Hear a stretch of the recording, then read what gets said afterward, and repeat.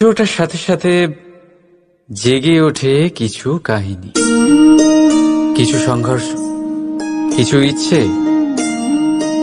আর কিছু যাত্রা। কিন্তু সব কাহিনী সম্পন্ন হয় না, সব সংঘর্ষে জয়ী হওয়া যায় না, সব ইচ্ছে পূরণ হয় না, আর কিছু যাত্রাও থেকে যায় অসম্পন্ন। কেন?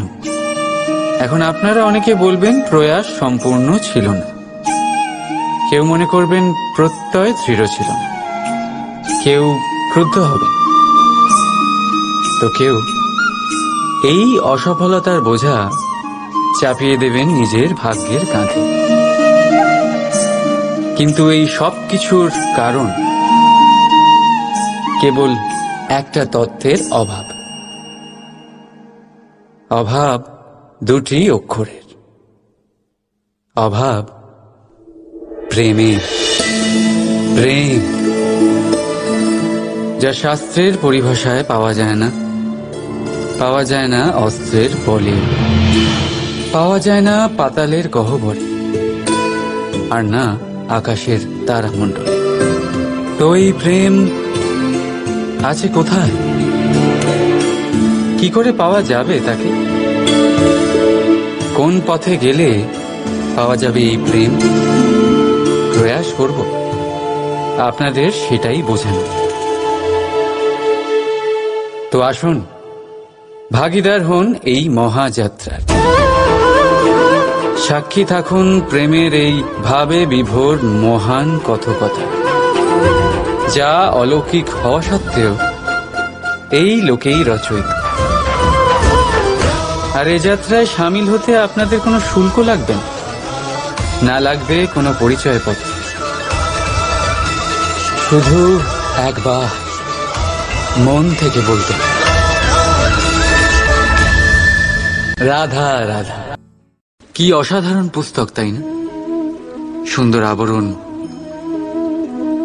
সজ্জিত পৃষ্ঠা,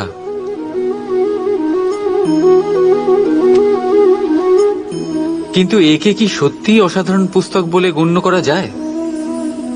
এটাতে যা লেখা আছে তা কি সত্য, প্রেরণাদায়ী, আমাদের জন্য মূল্যবান? কি করে নিশ্চিত হওয়া যায় এই বিষয়ে?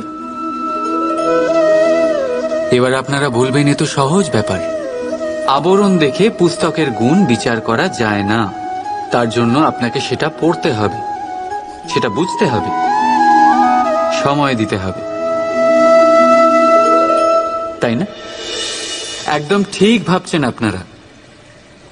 আশ্চর্য বিষয় হলো এটাই, একটা পুস্তকের ব্যাপারে আপনারা এই সব কিছু জানেন, কিন্তু কোনো ব্যক্তির ব্যাপারে আপনারা এইসব কথা নিয়ে একদম ভাবেন না। ব্যক্তির মূল্যায়ন তার বস্ত্র দিয়ে, তার শারীরিক রূপ দিয়ে বা তার সৌন্দর্য দিয়ে করা যায় না। তার জন্য আপনাকে সেই ব্যক্তির মন পড়তে হবে, বুঝতে হবে, তাকে সময় দিতে হবে। কিন্তু আমরা কি করি? গঠন, রং আর সৌন্দর্য দেখে আকৃষ্ট হয়ে যাই, সেটাকে প্রেম ভেবে বসি। আর প্রত্যেক দিন কাউকে না কাউকে এটা বলতে শোনা যায় যে তার প্রেম কাহিনী সফল হল না, সে প্রতারিত হয়েছে।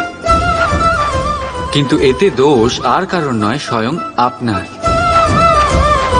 আপনি সেই ব্যক্তিকে সময় দেননি, আপনি সেই ব্যক্তির বিচারধারা পরখ করেন।